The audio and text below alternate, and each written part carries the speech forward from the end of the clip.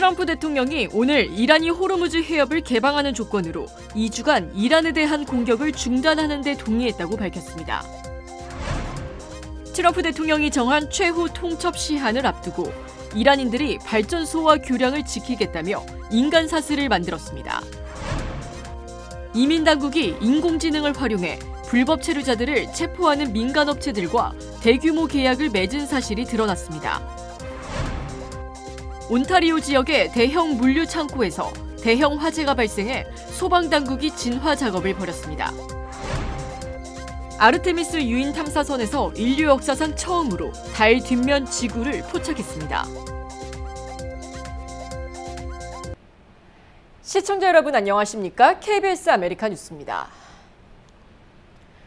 트럼프 대통령이 오늘 이란이 호르무즈 해협을 개방하는 조건으로 2주간 이란에 대한 공격을 중단하는 데 동의했다고 밝혔습니다. 트럼프 대통령은 오늘 소셜미디어 트루스 소셜에 글을 올려 이란이 호르무즈 해협의 완전하고 즉각적이며 안전한 개방에 동의하는 조건으로 이란에 대한 폭격과 공격을 2주간 중단하는 데 동의한다고 밝혔습니다. 트럼프 대통령은 이것이 양쪽 모두에 적용되는 휴전이 될 것이라고 강조했습니다. 이에 따라 2주 휴전의 최종 성사까지는 호르무즈 해협 개방에 대한 이란의 결정이 남았습니다. 트럼프 대통령의 2주간 공격 중단 조건부 동의 선언은 트럼프 대통령이 설정한 협상 시한 마감 1시간 30분 전에 이뤄졌습니다. 미국과 이란 협상을 중재해온 파키스탄은 협상 시한 마감 약 5시간 전 2주간 미국은 시한을 연장하고 이란은 호르무즈 해협을 개방해 양측이 같은 기간 휴전을 하자고 제안한 것을 수용하는 모양새를 보였습니다. 트럼프 대통령은 오늘 오후까지 이란과 합의가 되지 않으면 발전소와 교량을 비롯해 이란의 핵심 인프라 시설을 연쇄 타격하겠다고 위협해왔습니다. 트럼프 대통령이 정한 최후 통첩 시한을 앞두고 이란인들이 발전소와 교량을 지키겠다며 인간 사슬을 만들었습니다. 하지만 이란 교량에 대한 공격은 이미 강도 높게 이뤄지고 있습니다. 송영석 기자입니다. 도심 인근에서 강한 폭발이 이어집니다. 미군과 이스라엘군이 이란 알보르주 카라지의 주거 지역을 공습해 어린이 2명 등 최소 18명이 사망했다고 이란 매체들이 전했습니다. 카라지의 철도도 표적이 됐습니다. 수도 테헤란에서 30-40km 떨어진 카라지엔 미사일 수송로 등이 있는 것으로 알려졌습니다. 테헤란과 이란 남부를 잇는 이 철도 교량도 이스라엘 공습으로 끊겼습니다. 이스라엘은 이들 교량이 이란의 공격에 악용됐다고 주장합니다. היום הם תקפו את מסילות הברזל והקשרים שמשמשים את משמרות המהפכה. הם משתמשים בהם להעביר חומר גלם לנשק, כלי נשק ואת הפעילים שתוקפים אותנו. 이란 여러 지역 발전소 주변과 다리엔 많은 시민들이 모여 인간 사슬을 만들었습니다. 이란 내 발전소와 교량을 폭파하겠다는 트럼프 대통령의 최후 통첩 시한이 임박한 상황에서 이란 매체들은 국기를 들고 나온 주민들의 모습을 대대적으로 보도했습니다. 그러면서 시민들의 참여를 유도했습니다. ما اومدیم برای دفاع از مملکتمون تو هر شرایطی باشه و هر مکانی که باشه. ما با بچه کوچیکمون اومدیم که ثابت کنیم بچه‌هامون هم پای مملکت هستن. 이란 혁명 수비대는 미군과 이스라엘군이 레드라인을 넘으면 중동을 넘어 다른 지역까지 보복할 수 있다고 위협했습니다. 베를린에서 KBS 뉴스 송영석입니다. 인공지능을 활용해 불법 체류자들을 추적하고 체포하는 민간업체들이 있습니다. 이민당국이 이 업체들과 대규모 계약을 맺은 사실이 드러나 윤리적 논란이 일고 있습니다. KBTV 신영주 기자입니다. 국토안보부가 수십 개 민간업체를 동원해 미등록 이민자 추적에 나서고 있습니다. 방식은 아이스가 보유한 미등록 이민자들의 이름과 생년월일, 주소 등 신원 정보를 민간업체에 넘기면 업체들이 인공지능으로 이들의 현재 위치를 파악해 아이스에 보고하고 아이스가 출동해 체포하는 구조입니다. 이 과정에서 활용되는 기법이 이른바 스킵 트레이싱입니다. 공공기록과 데이터베이스, 온라인 정보, 현장 감시 등을 결합해 특정인의 소재를 파악하는 방식으로 원래 채권 추심이나 사설 탐정업계에서 쓰이던 기법이 이민 단속에 본격 도입된 것입니다. 비영리 단체 미국 이민협의회 분석에 따르면 아이스는 매달 민간업체들의 최대 5만 명의 신원 정보를 넘기고 있으며 프로그램이 확대될 경우 추적 대상은 총 100만 명을 넘어설 수도 있습니다. 계약 규모는 지난해 12월 체결된 계약만 13건으로 총액은 약 12억 달러에 달합니다. 일부 업체는 이민 분야 경험이 전무한 것으로 파악됐습니다. 업체들에는 속도에 따른 성과급도 지급되는데 1, 2주 안에 대상자를 찾아내면 추가 보너스를 받는 구조입니다. 문제는 정확성입니다. 미국 이민협의회는 인공지능과 안면 인식 기술이 완전하지 않은 상황에서 제3자가 제공하는 부정확한 정보가 무고한 사람의 체포로 이어질 수 있다고 경고했습니다.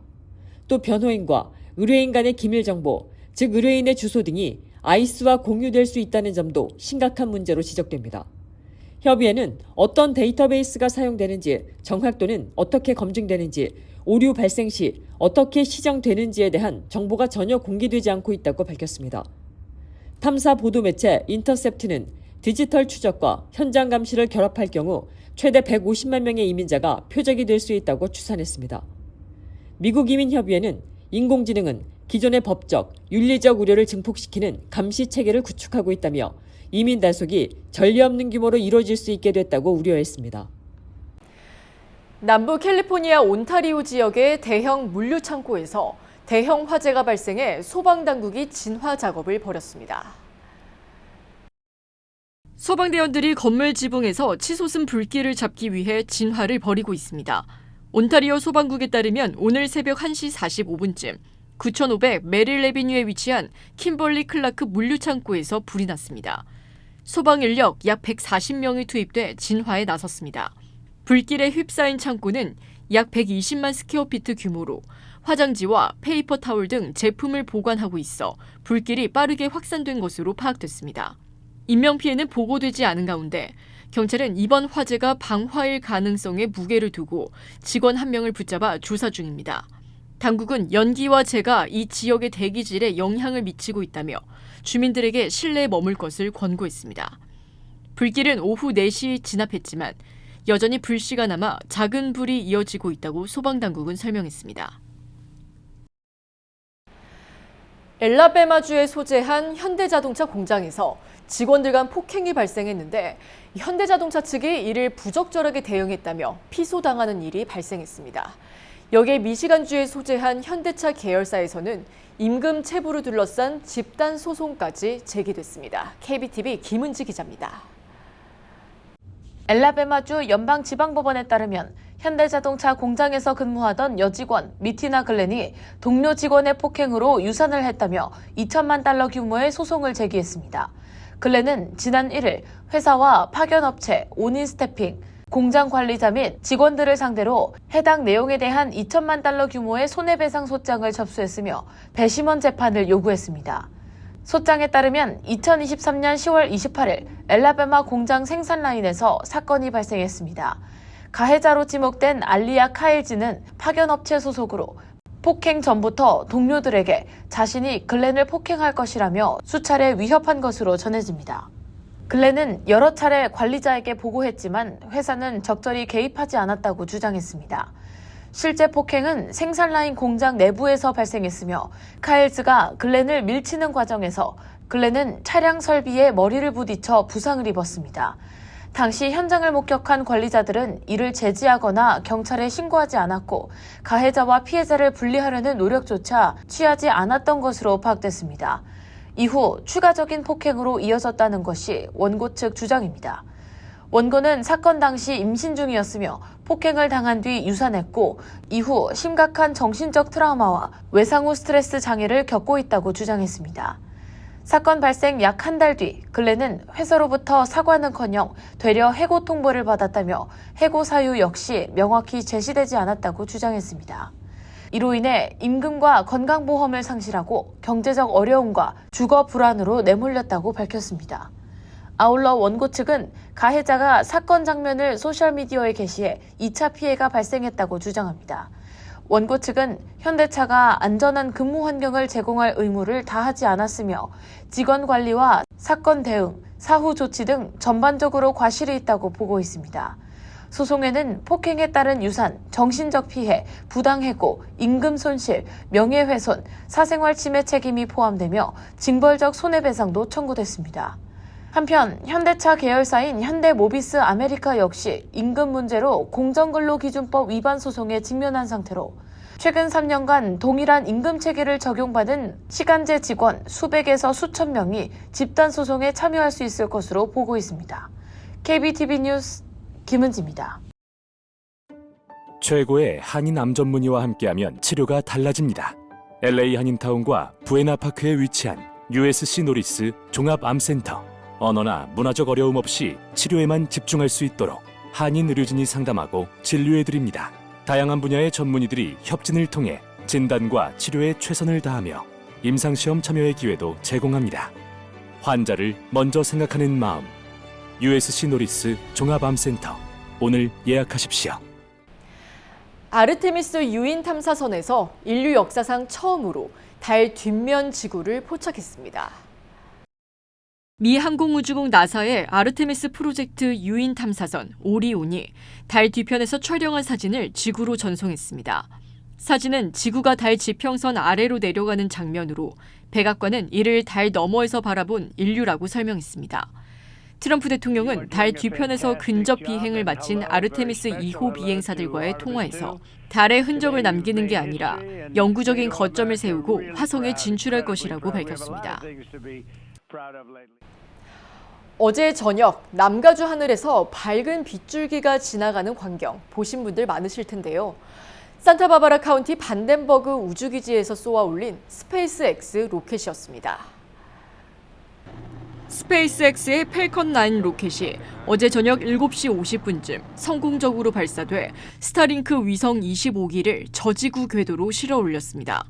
저지구 궤도는 지구 표면에서 고도 약 200에서 2000km 사이의 낮은 궤도를 뜻하며 대부분의 우주정거장과 인공위성이 운영되는 지역입니다. 이번 발사는 남가주 전역에서 관측될 만큼 밝은 빗줄기를 남기며 장관을 연출했습니다. 주민들은 밤하늘을 가르는 로켓 궤적을 목격했다고 전했습니다. 당초 발사는 지난 5일로 예정됐지만 기상 악화로 하루 연기됐습니다. 스페이스X 측은 발사 과정에서 샌루이스 오비스포와 산타바바라, 벤추라 카운티 일부 지역에서는 음속 돌파에 따른 소닉붐이 들렸을 가능성이 있다고 밝혔습니다. 한편 스페이스X는 오는 10일 스타링크 위성 25기를 추가로 발사할 예정입니다. 이번 주 LA 한인타운을 시작으로 로스앤젤레스 전역에서 DUI 집중 단속이 펼쳐집니다. LA 경찰국에 따르면 오늘 LA 한인타운을 시작으로 내일은 오후 6시부터 밤 11시까지 발보아 블러바드와 노드호프 스트릿에 체크포인트를 설치하고 음주운전 검문을 실시합니다. 9일에는 피게로아 스트릿과 구가, 10일에는 라브레아 블러바드와 로즈우드 애비뉴에서 같은 시간대 검문이 이어집니다. 주말에는 토요일 77가와 사우스 이스트 디비전에서 저녁 8시부터 다음날 새벽 2시까지 집중 순찰이 진행되며 12일 일요일에는 같은 지역에서 오후 4시부터 자정까지 이어집니다. 또한 노스 할리우드 디비전에서는 낮 12시부터 오후 8시까지 각각 DUI 단속이 실시됩니다. LA 카운티 공공보건국에 따르면 최근 발진 티푸스 감염 사례가 역대 최고 수준으로 증가하고 있는 가운데 카운티 전역에서 환자가 발생하고 있습니다. 발진 티푸스는 감염된 벼룩에 의해 전파되는 세균성 질환으로 지난해 LA 카운티에서는 총 220건의 감염 사례가 보고돼 전년도 187건보다 증가했습니다. 특히 감염된 벼룩에 물린 환자의 약 90%가 입원 치료를 받을 만큼 증상이 심각한 것으로 나타났습니다. 보건당국은 경미한 증상부터 심각한 합병증까지 이어질 수 있다고 경고했습니다. 증상은 발열과 두통, 근육통, 구토, 발진 등이 대표적입니다. 감염된 벼룩은 주로 쥐나 야생 고양이 등에 서식하며 반려동물을 통해 가정으로 유입될 수 있고 사람 간에는 전염되지 않습니다. 보건당국은 반려동물에 대한 철저한 벼룩 관리와 함께 야생동물과의 접촉을 피할 것을 권고하며 증상이 나타나고 방치하면 합병증으로 이어질 수 있어 조기 치료가 중요하다고 강조했습니다. 캘리포니아 엘크그로브에 위치한 스카이리버 카지노가 4월 한 달간 진행될 럭셔리 SUV 증정과 다양한 이벤트를 소개했습니다. 스카이리버 카지노가 지난 2월 한 달간 지급한 상금이 100만 달러를 돌파하며 역대 최대 마일스톤을 달성했습니다. 4월에는 더욱 풍성한 경품 이벤트가 이어집니다. 아우디 Q7 증정 이벤트가 진행되며 오는 25일까지 주인공이 탄생합니다. 또한 테이블 게임을 토너먼트에서는 4월 29일까지 매주 수요일 오후 5시부터 밤 10시까지 $10,000 상금이 지급됩니다. 이 밖에 지정된 목요일과 금요일에 포인트를 쌓은 고객에게는 고급 베이킹 도구 증정과 최종 추첨을 통해 스마트 오븐의 주인공이 탄생합니다. 최근 확장을 마친 스카이리버 카지노는 4월 행운과 즐거움이 가득한 봄의 정점을 선사할 것이라고 밝혔습니다.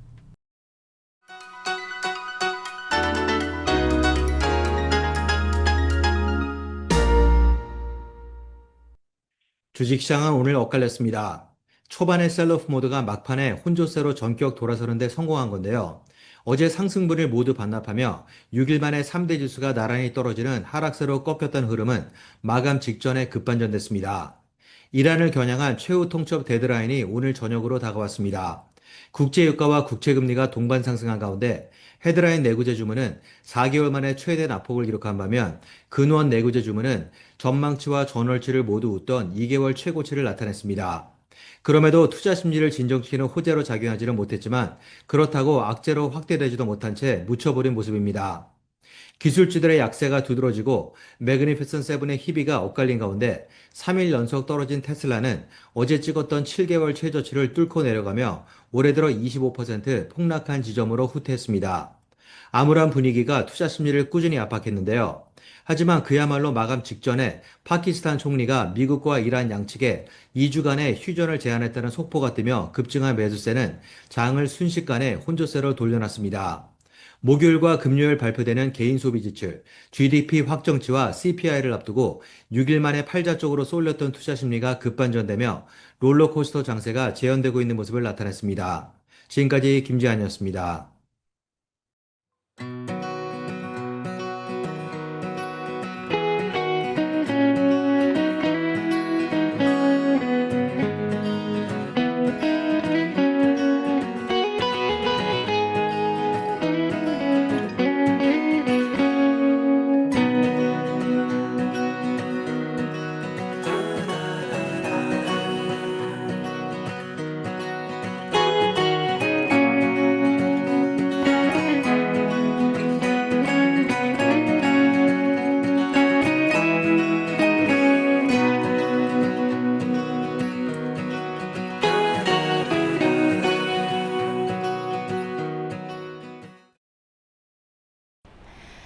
KBS 아메리카 뉴스 오늘 소식은 여기까지입니다. 편안한 밤 되시기 바랍니다.